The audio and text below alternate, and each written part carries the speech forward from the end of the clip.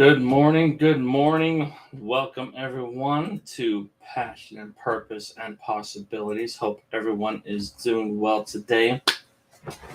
How's everyone doing on this fabulous Friday morning? I know I am doing fabulous. And I'll tell you why I've done fabulous. Something I've heard many times, but most recently from Steve Harvey. Is because every morning I wake up and I have a conversation with Foreman Positive of my thought factory. That's right. You have an internal thought factory. So you have, and I'm going to use the stick person, often used by Bob Proctor and whatnot. But so let's say, I know it's a little different than Bob Proctor, but let's say this is you up here. And then down here you have your thought factory, and it's divided into two. You have the negative side and the positive side. And each side has a foreman. So whatever you start thinking about is like having a conversation with that foreman. You thinking about negative things, oh, I got to get up, go to work today. My alarm went off too early. I'm so tired. Then you're having a conversation with foreman negative over here. And then if you have that conversation, you say, I'm not feeling myself today, having a bad day, he's going to turn around and to his workers, and by the way, they each have 1 million factory workers, and they go, all right, guys, listen up.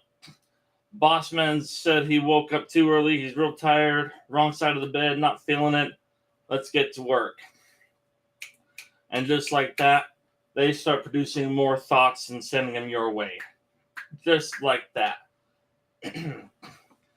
Pretty soon you're finding everything negative to be about. I stubbed my toe.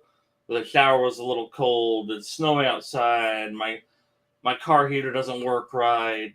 On and on and on and on and on. And then it keeps going through the day. And that's how your day's going to be because of that conversation, that order. You place an order essentially with Foreman negative. Basically telling him, hey, I want lots of negative thoughts. Crank them out. Let's get them going. On the flip side, though, if you have a thought with positive, Foreman positive over here, say, all right, it's going to be a great day. Had some good sleep. I get to go to work and provide for my family, provide for my dreams, start working on my dreams or continue working on my dreams. It's not the greatest car, but it's a car that works, gets me where I need to go. There's a lot of snow outside. Thank you for the snow. It's so beautiful, a lot of moisture. You're having a conversation with Foreman Positive. Then he turns around to all his guys and says, listen up, Bossman wants positive thoughts. Let's get going. So they fire up the machines in the factory and they start pumping out positive thoughts. And that's what you see throughout the day. So it's going to be a great day. It is a great day because I had a conversation with Foreman Positive today. So, and he's just cranking out those positive thoughts. Every once in a while, positive Foreman will pipe up down the hall, but negative Foreman, pipe up down the hall. But I'm focused on my conversation with positive Foreman Positive. So he's cranking out those thoughts. They're happening. I'm seeing the great things in life. I'm seeing the positive. It's going to be a great day. And if you happen to have a conversation with Foreman Negative at the beginning, you could still choose to walk down the hall and have a conversation with Foreman Positive and start turning your whole day around. You tell Foreman Negatives, never mind, I'm got enough of those, I don't want any more, shut down the factory. Over to positive, Foreman Positive, I want some more of what you've got, crank me out some more, double time, let's get it going. So, and then vice versa. So the power is up to you. So I am choosing to have a good day. What is who are you having that conversation with? Which foreman are you having that conversation with? But so again, thank you for being here. As always, episode is brought to you by Ingersoll Enterprises. Please go visit there, ingersollenterprises.com. We have a lot of great things going on, a lot of great content material. And it's all on the page, ingersollenterprises.com/events. And excuse me, we've got one coming up next week, a money mindset, goal setting, dream big workshop. Let me share that with you right now with my good friend, excuse me, Cassie Kramer. So that'll be next Saturday, 2 p.m. Mountain Standard Time. Again, all the details and stuff and the links to register will be on ingersollenterprises.com/events. So please join us for that. Share that. If you feel you want to be there or you know something that should be there, please mention it to them. Please send them their way. No charge, no cost whatsoever. A lot of great information being shared there. So awesome. Today's guest is Ohan, and I'm going to completely butcher the last name, and I apologize. So I will just let him pronounce his last name. So he's a doctor of economics and a certified financial planner. Oh, come on, my page is not working right for a second. Sorry. With over 20 years in the financial industry experience, founder of OhanTheMoneyDoctor.com, while working in the financial industry and educating himself about money. That's very important. A lot of it is just education and knowing what's out there, and then also knowing how to use what's out there. So important. Ohan realized that no finance or math degree are needed to manage your money for your best interest. See, that's another misconcept we'll talk about is a lot of people think they need some degree or some certification or lots of money to fix their finances and stuff. And we'll talk about that some more. So looking forward to that. As a money doctor, he's breaking down the complexity of money so that beginner investors can build and grow their wealth with confidence and live on their own terms. Keyword, beginner. You could start now. Start with what you've got. So without further ado, Ohan the Money Doctor. Ohan, sorry. I'm completely butchering it today. I apologize. Ken, it's all great, man. Good morning. And I'm happy and grateful to be here. The speech that you started the episode with, it just gave me goosebumps because that's the attitude I'm having. Every morning we wake up, we are ahead of so many people on planet Earth. God gives us another day to be alive. And the gratitude is the best attitude. And just to keep him positive, we will attract more positivity in our life. And as you mentioned, the guys in our head will start working towards positive, wiring positive energy in the neurons that are in our brain. It will transfer to all our body, all our cells will start communicating on a positive note. But I know my last name is hard to pronounce, but I'm sure if you try, you can make it happen. My name is Ohan, O-H-A-N, and my last name is Kayikchyan. But because my last name is hard to pronounce, I start going by Ohan the Money Doctor on social platforms. And the reason I choose the Money Doctor, because of my PhD in economics, and I don't go after titles and everything. We are all humans from planet Earth. That's how I know. And regardless of our titles, it's all about who you are. And the reason I choose doctor, again, just to be different for people to differentiate a brand. But you can call me Ohan, which is, by the way, the same name as John, Juan, Johan, but it's in my language. But English is my language now. And I'm happy to be here and to share my message that Money seems complicated, but when you educate yourself, it can become something very powerful because money is a tool, like a hammer. You can break windows with hammer, but you can build houses with hammer. The same way, like with money, you can do so many good things. But in the meantime, unfortunately, in the world, it shows that with money can be very much bad done as well. So it's all about how you use the tool. And I'm glad to be here to connect with you and with your audience. Thank you. Yeah, I love that. Money is a tool, and in that, and unfortunately, because we are educated the way we are, oftentimes we place a higher value on money than it should be, than it should have.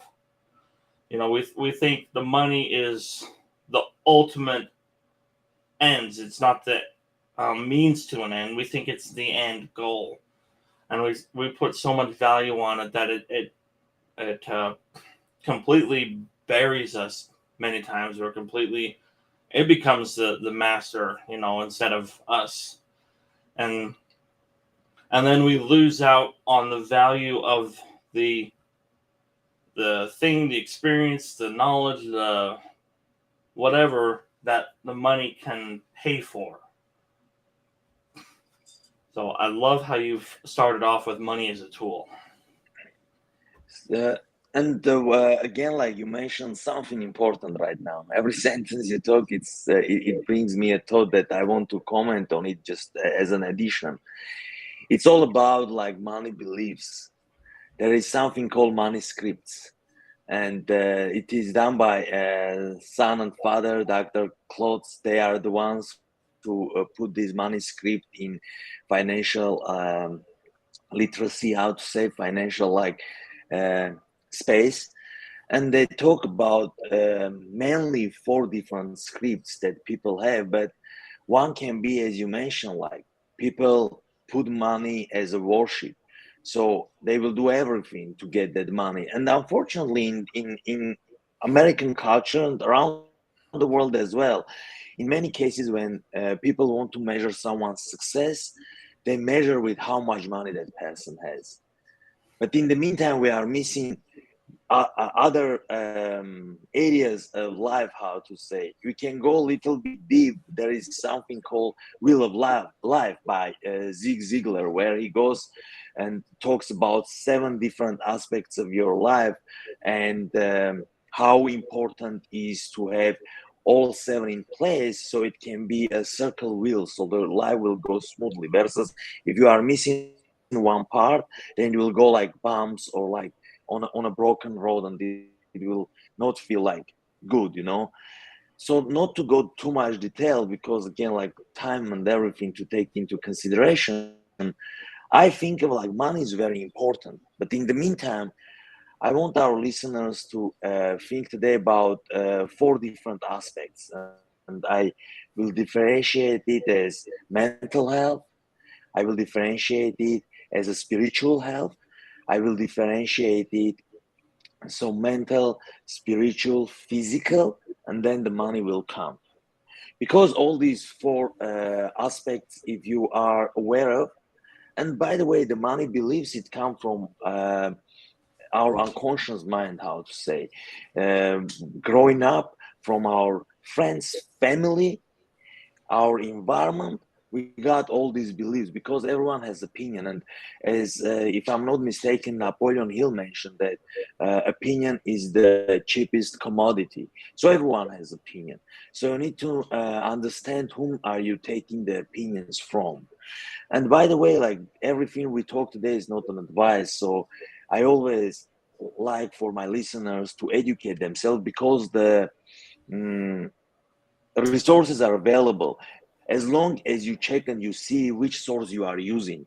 If that person has the experience, competent education, and he shows, he or she shows with his experience what he's done, so just know whom you are taking the information from.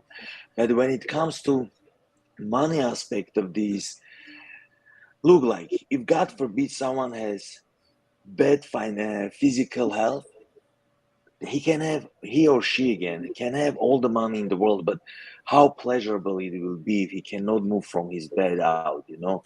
If someone has all the money in the world, but it is not good with his spiritual life or mental health, how pleasurable that part will be. So we need to pay attention to all these four different aspects. And when I was getting ready, and I'm excited to be here to connect with you, just to have this conversation together. I was thinking of what I should talk, and I don't have any notes or anything. But one important belief that again embedded in American culture is something called consumer mindset, the consumerism. Everywhere you go, like any store, any retailer you go, it can be an electronic store or it can be furniture store. Of course, even a dealership. You can go today as long as you have good credit. You don't need to have any money. You can apply for a loan in the case of car, or if you want that TV, brand new TV, which costs $4,000, you don't have that $4,000 set. You can apply for their credit card and you can get it. So it made our society consumers. And I don't want to blame anyone, everyone has their own choices. But here I'm today to share my message that there is a way to switch your mindset from consumer to an investor. So if you are using Apple products, let's take Apple as a company. If you are using MacBook or you have an iPhone as your phone, why you don't have some shares of company Apple? If you go every morning, and again, like I'm not big coffee drinker, I prefer tea, but if you go to Starbucks and you have your coffee or tea, why you are not owning part of Starbucks as well? Because we are privileged in United States that we have access to something called stock market.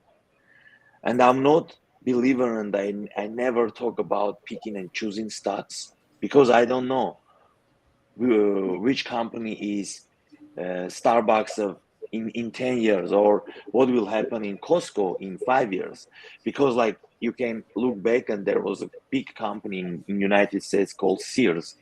And Sears, everyone knew about Sears and they have all their locations all around the United States. But where are they now? They file a bankruptcy in 2018, if I'm not mistaken.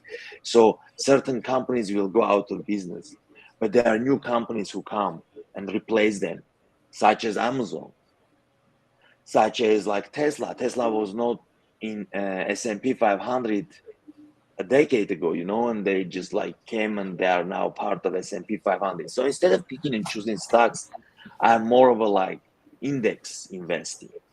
So there is something in United States called S&P 500, and I don't want to make any boring this conversation, but in simple words, there are top 500 companies in United States. So in case like, let's say nothing will happen, but if Tesla goes out of business, there is new car maker will come and be part of S&P 500. One moment, General Motors or General Electric, they were on top of these companies, but then Facebook came and Apple came and Amazon came and Google came and they just change all these companies. But always, if you have these top 500 companies, which is 80% of overall stock market in United States, as Warren Buffett mentions, don't take my word, take Warren Buffett's word, who is one of the most successful investors in history of humanity. He always says that for middle class, S&P 500 will be something to look into. So this is I'm talking about long-term investment, because like my economy works as seasons. There are always like summer, and then fall comes in, and then there is winter, and there is also spring that goes again towards the summer. And now we are in a sense of a little bit in winter type of times when it comes to stock market. Everyone is concerned about like, hey, why stock market is down? But if I ask again, like paraphrasing Warren Buffett, if I ask Kenny, or I ask anyone, I ask my neighbor, I ask my cousin, like, let's say you are someone who likes burgers. And if I ask you like, okay, what will be your choice? That meat prices go down or meat prices go up? Majority of the people will choose like, oh, I want meat prices go down so I can buy my burgers cheap, in same quality but cheap.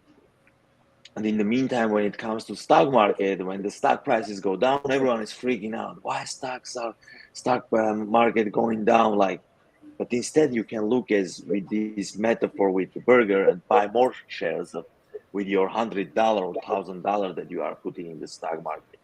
And as you mentioned, like it is all about beginning. Always it starts with the first step. You don't need to have lots of money to be an investor and part of like or part owner of these great companies. As another mentor or more of like hero of mine, Jack Bogle, who is the founder of Vanguard Group, he mentioned like these big American companies every year baking a big American pie. Why you don't get your fair share of the pie? And you don't need to necessarily open a brokerage account. Many of our listeners, very possible, they work for companies who give them 401ks. 401k is an investment account.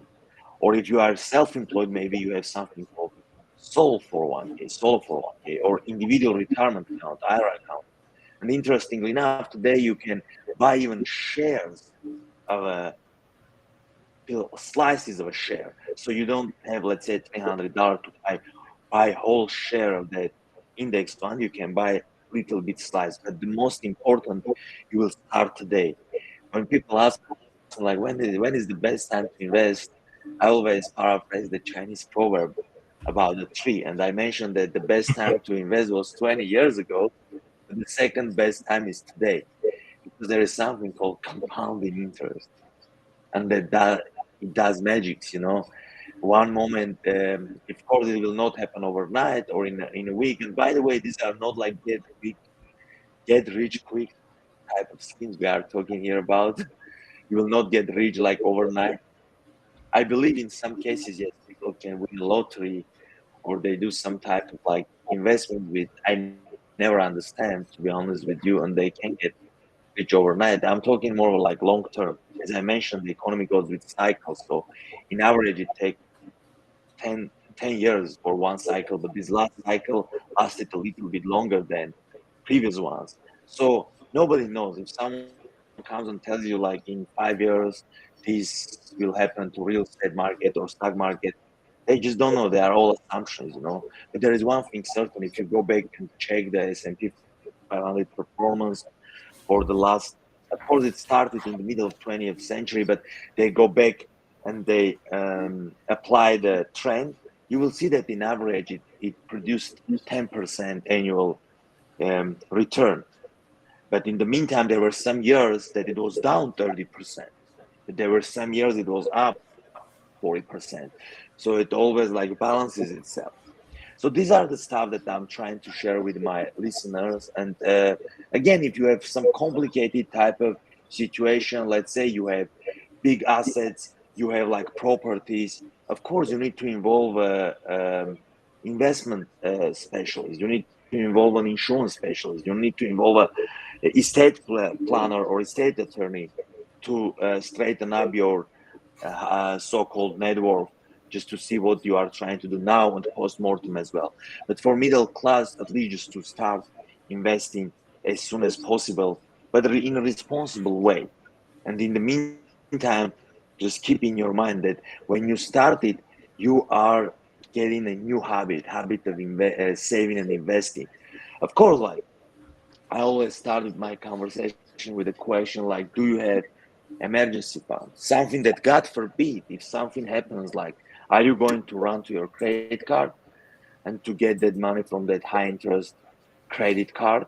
Or you have something put aside in your saving account that you can go and take it out? God forbid, let's say it's a car emergency, or in some cases it can be even worse, like medical emergency.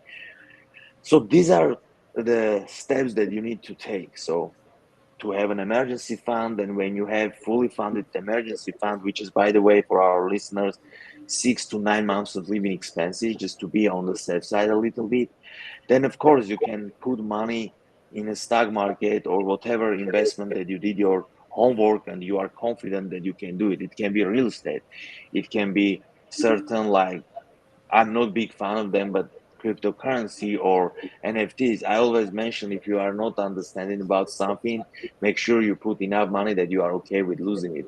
So at least 5%, let's say, but the majority of the funds you can put in something that showed throughout the history that it performed like well, at least to fight the inflation. God forbid, like S&P 500 will disappear if United States disappear with its system and market economy, which I'm a big believer of that the future is brighter than right now. I talk so many things and I touch so many subjects, Kenny. Feel free to ask me questions or your thoughts or additions, please. And No, feel free I to love interrupt it. me any moment. Um, no, I love it because that's one of the things why I got into the financial services industry as well, because educating myself is what started it, because I had no idea about so many things and stuff, and learning that educating yourself is an investment, so when you talk about starting out as an investment, that's an investment, is learning. Get some mentorship, Yep. buy a book, read a book, read 4 or 5 or 6 books at least a year, or more. Audible makes it so easy to listen to so many books all the time and stuff. So invest in yourself. And then I've got a question, and I'll get to that in a minute, but it ties to investing in yourself and finding the right mentorship.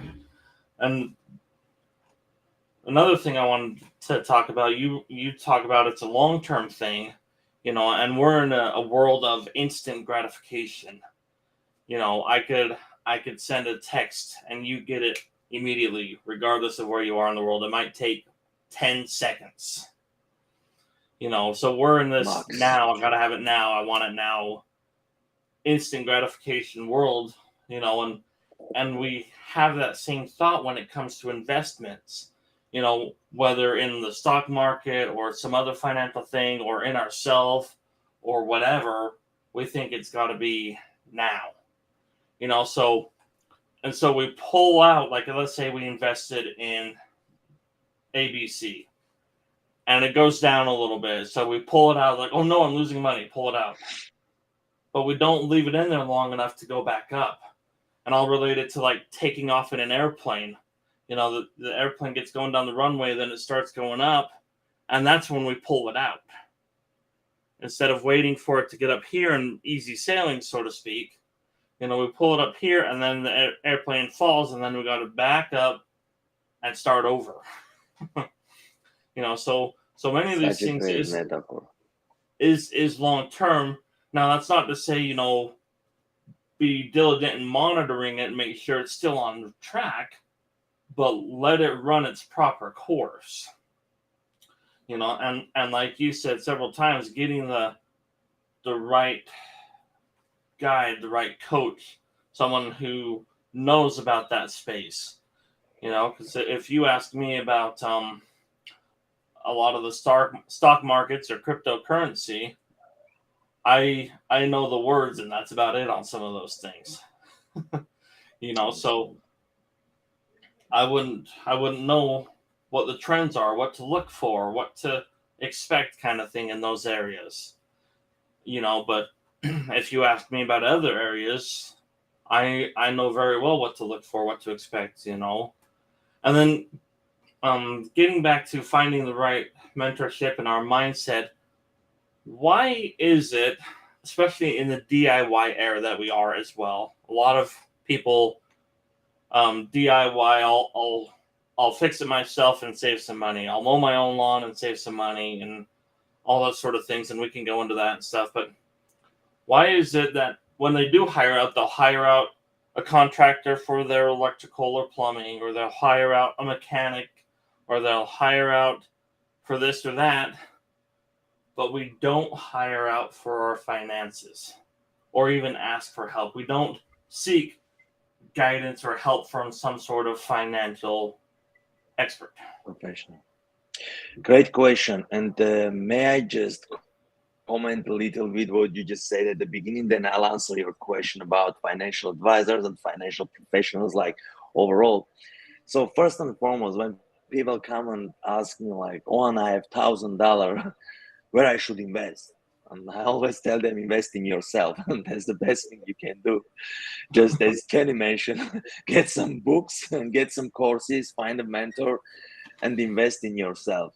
Because perfect. And I know I wanted to mention some books even for our listeners to start. It can be Psychology of Money. It can be Simple Path to Wealth. These are like great books, at least for people start learning about how investing, how stock market works and everything. And again, I'm not a fan and believer in day trading when it is that, as you mentioned, the wrong time pulling out the money, because at that moment, like these big companies and the smart investors, they will buy the cheap stock that you are selling at that moment, and the one who are selling, they are the ones who are losing, because your loss is only on the paper until the moment you take the money out. See, this is very important for people to understand, for our listeners. But when it comes for people hiring a financial advisor, with my 20 years of experience in financial industry, a decade of it I spent working at a bank, and one of the biggest banks in the world in United States. Imagine when you mentioned like it was hard for you to understand investment. Someone like I am, who's an immigrant, came to United States, learned English, and I like, okay, now what is 401k?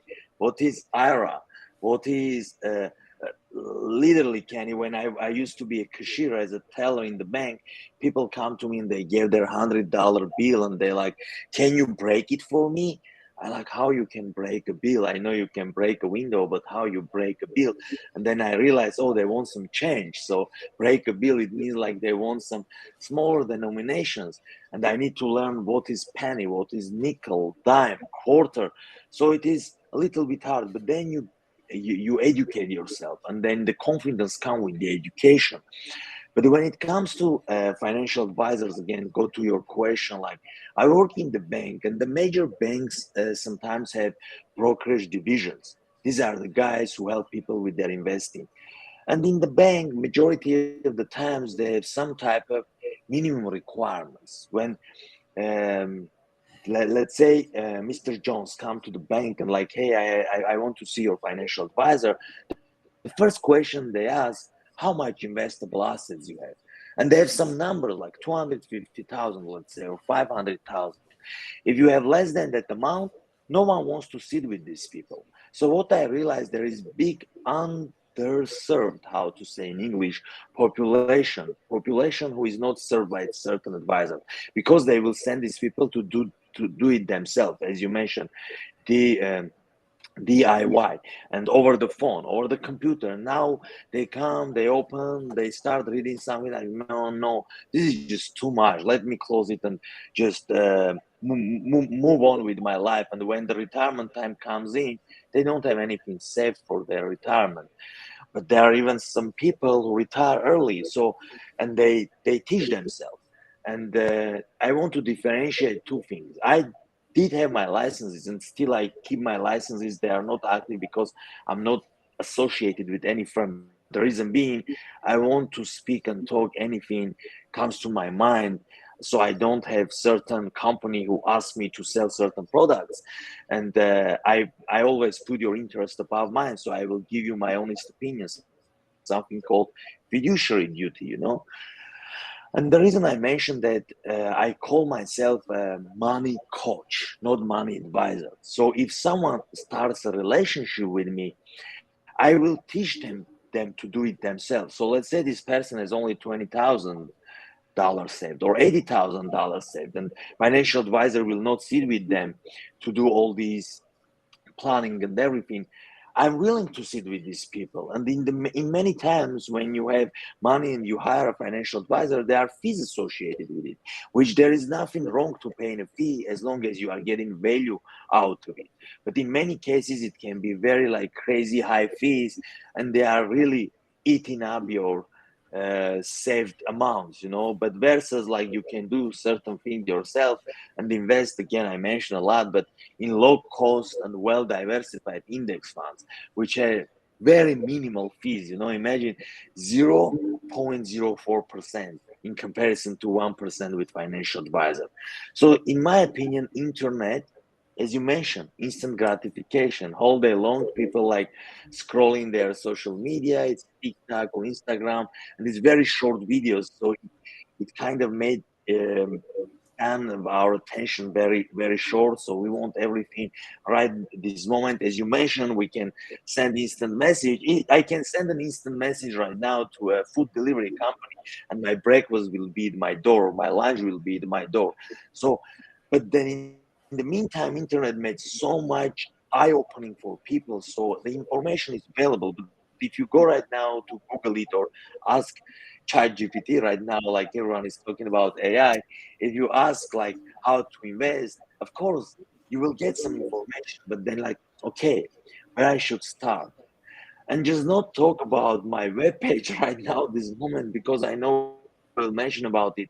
But that was one of the reasons I created something I call Wealth Roadmap, which I'm talking about three most important steps to set people to their financial independence or financial freedom journey, or whatever they call. Maybe they don't necessarily want to be financially freedom and independent, but they want to have a choice of working. As you mentioned, like for some people, they wake up in the morning with their alarm and they're like, oh man, I need to go to work again. But they must go to work so they can pay their rent. But if you have a choice of working, then maybe you start working, let's say, in a library instead of doing your actual job that you do right now and you are hating it. But maybe you have a passion for library work, so you can have a choice of working. So to answer your question, you can do it yourself.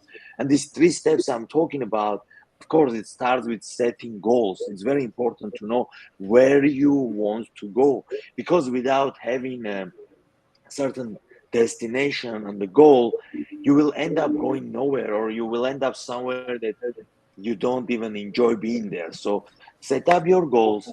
The second step is budget.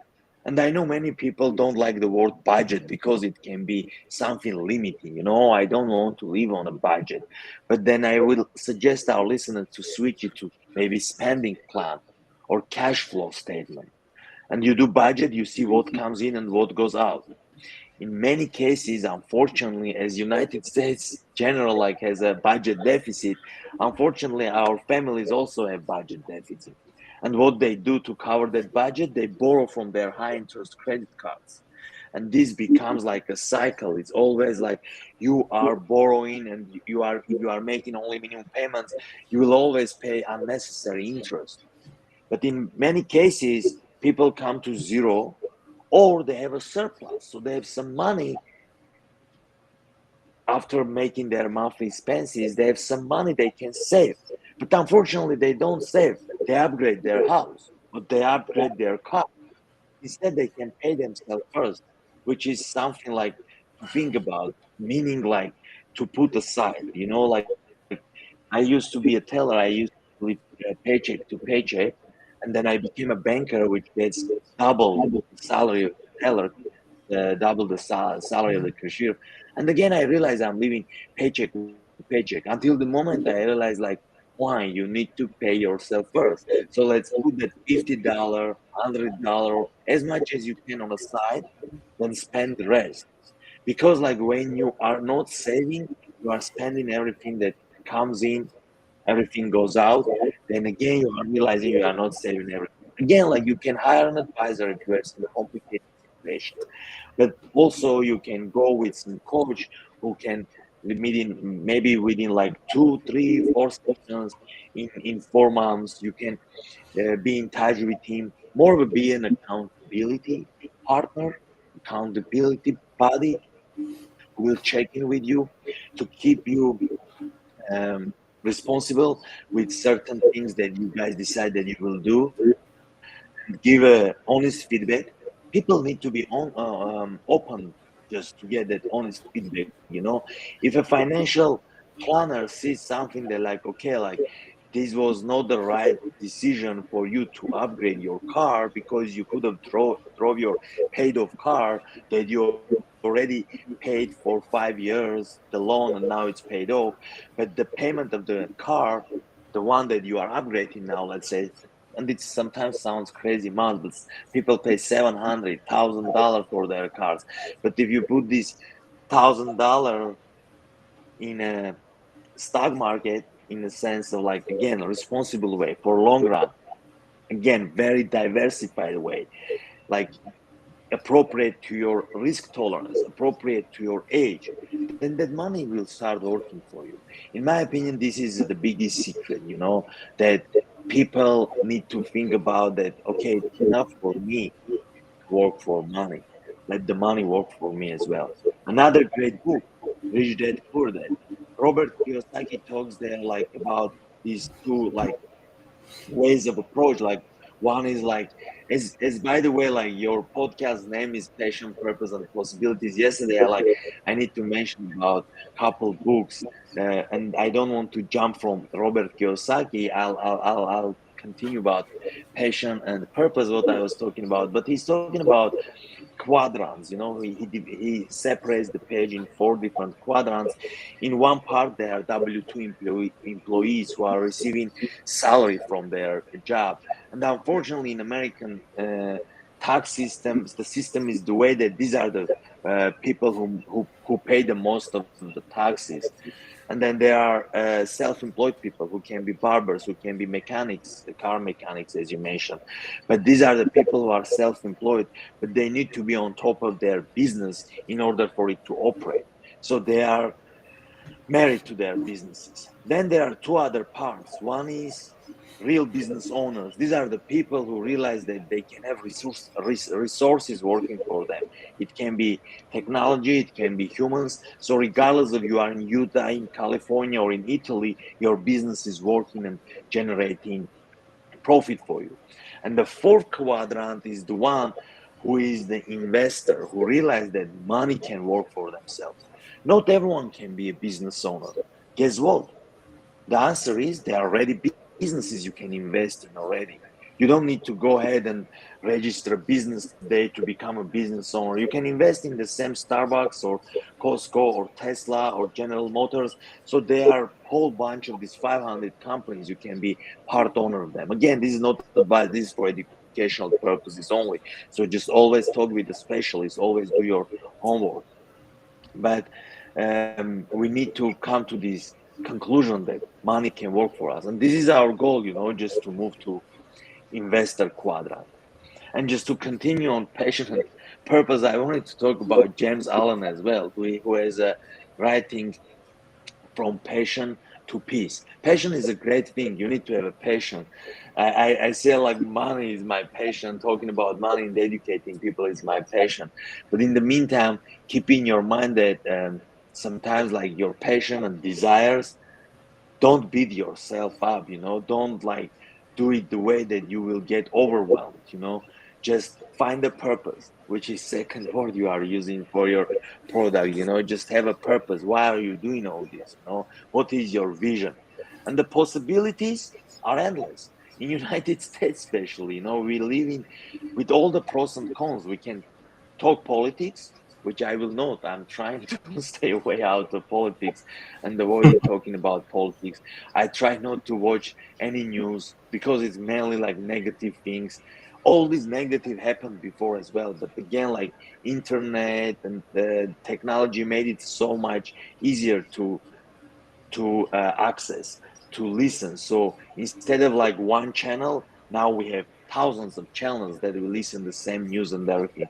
But though what I'm trying to say, with all the pros and cons, this is the greatest country on earth. Like the insurance system in United States, one of the greatest in the world. Like of course, like in health insurance area, sphere or space, we have so much to do, like to do it better. But let's talk about homeowners insurance. Let's talk about um, car insurance. Let's talk about life insurance.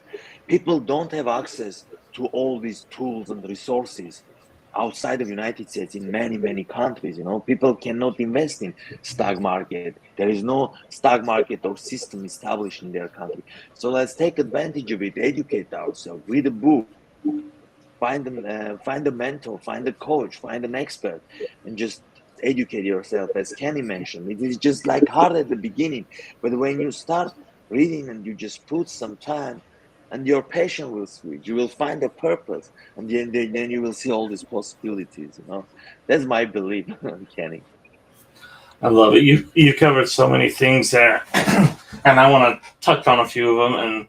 And I just saw my son has my wife's phone, so he just said hi. That's Oh, that right hi, there please, is one of hello. the purposes I do is to be an example for those around me. Like my son who took my wife's phone and is watching this. So, but getting back to why somebody will hire a mechanic, somebody will hire an electrician, somebody will hire a plumber, but not a financial advisor. I think is the mindset of um, money is hush hush. We don't talk about money, and then also embarrassment. I don't want anyone else to know what my finances look like. They'll hire someone to come clean up the crap that flowed out of their toilet or their trash compactor that exploded, but they don't want someone to help them with their finances. And I think that is unfortunate, and I think it needs to definitely be excuse me, corrected. And another reason is the accountability. They don't want the accountability. I want to spend money how I want. I don't want someone else telling me what to do with my money. And it goes back to the education and mindset. They're not telling you what to do. They're helping you get to the goals that you said you had. If I sit down with a client, this is their goal. I'm going to give them a pathway. I'll use it as a GPS. You put in GPS, you want to go from Utah to Florida, it's going to tell you what to do to GPS, Correct. but it's up to you to follow the GPS.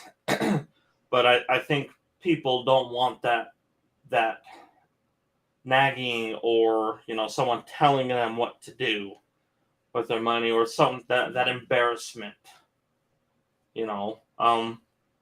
I'd rather be embarrassed for a couple of weeks or whatever than spend the rest of my life in that pattern. So and then hush hush. Yeah, I'm not implying go brag about the money you have or whatever, but money is available to everyone. If you're wanting money, then talk about it, manifest it, ask for it.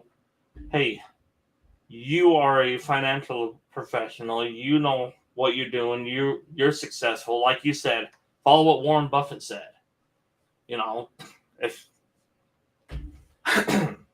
um, don't be quiet about it. Yeah, I'm here now, but this is now. This is not where I want to be, and I'm willing to make those changes. A lot of it starts with investing in you, and that brings up the mindset of investing. Um, I'll have a lot of people, and I was in this mindset too. Like let's take this book. This one happens to be from John C. Maxwell, but I used to look at it. Oh, it was $30 for this book. Oh, well, I could spend that $30 on this, or I could spend that $30 on that. You're not spending it. You're investing it. You're placing more value right now on the money than the value you'll get out of the book. You need to you need to recognize the value you'll get from the book or the investment in the stock market or in an IRA or some other vehicle like that. You need to recognize the value that you're getting that. And from my experience, like 9.9 times out of 10, it far overvalues or it's far more valuable than the dollar amount you're spending on it or you're investing on it. Or one of the another one that I get is, oh, I'm going to spend $100 a month on this savings account. No, it's not like it's going away. It's you're saving for you. It's working for you. There's so Right. many unfortunate mindset things that we've grown up with and we've learned from the internet, from our family, from our friends, from the so-called gurus that are gurus about everything. Yes. You know, but money is a tool. If I take that $30 and invest it on this book, I'm going to learn how to not only get that $30 back, but a whole lot more. I'm investing in me. I'm not spending it. I'm getting far more value than the money I put out. So, just one of the main. If I What was that? if I can, if as one another metaphor just came to my mind, the way that you were talking about, like people bring like all these different technical people, even with their toilet situation or car and everything, but why they don't involve financial professional? A financial professional, someone who is a coach or an advisor, their job is to come in your garage and think of like your finances as a garage which is very much unorganized, so you have all these tools on the ground, you have all these parts on the ground. So he or she will come to help you to put all the tools in place and clear your garage so you have clear understanding what you have when it comes to your finances, what tools do you have. And during the year you will again use some tools and leave it again on the floor. So every 6 months or every year, you can just have a conversation just to see, like, again, like to put everything in place. But you need to have someone, as you mentioned, like the financial professional will give you the shortcut, so to say. Of course, you can go from Utah to Florida, you can drive to Canada and then go to Florida. But if you want to go there like as soon as possible, then you need to listen to GPS. Versus if GPS says you like make a right and you make left, then again it will go from your time, from your resources. You will spend more gas, you will spend more time and everything. So these are like very important. Seems very simple, but we don't think like this. When it comes to the point when we talk about money, people just stop because like, and that's the reason it calls personal finance. It is different for everyone, everything. It's very like delicate subject and it's very individual. In many cases, brothers, cousins, friends, they don't want to talk. Like it is not right in United States, I realized, to ask like, Kenny, how much money you make. But we should be like comfortable with this because you can work somewhere like and earning like very low salary without even doing your research that with your qualifications you can get more somewhere else. So maybe you should have asked your friend or mentor or your coworker just to see like if you guys in the same range. Of course it comes to the something called trust, and we need to make trust, and in many cases people don't trust each other. Plus financial professional, they don't trust them either, especially specifically if they, let's say, lose money in 2008, in 2000, or in this recent drop, they took their money out because they listened someone, they invested, but they didn't take their time to get educated that this is a long-term game. It is not like get rich quick type of scheme. So these are all great points we are talking about, and the information is available. But again, check the sources, and the most importantly, start learning money language. The same way I came and learn English, the same way if we decide to go to China or Japan, we should learn Japanese or Chinese. Money has its own language. At least get familiar with uh, words as 401k, saving and investing. What is the difference? Okay, what is a budget? What is an individual retirement account or IRA? So start learning if you want to accomplish your financial success. Exactly, and I love that, and I think that is a perfect segue into your free wealth roadmap that you mentioned before. Where can people find that? Where can they find more about you? Thank you for this opportunity again, Kenny. And my webpage is Ohan, Ohan, OhanTheMoneyDoctor.com. on Instagram, Facebook, LinkedIn. Thank you for bringing it up on the screen as well. And on Facebook, Instagram, YouTube, LinkedIn, again, Ohan the Money Doctor. Also on LinkedIn with my name, Ohan Kayikchyan, which is a little bit hard last name. But if you go to ohanthemoneydoctor.com, you can download the free wealth roadmap. All you need to I'm asking for your name and email address so you can come to World and we can be in touch in my world. You can get the free wealth roadmap.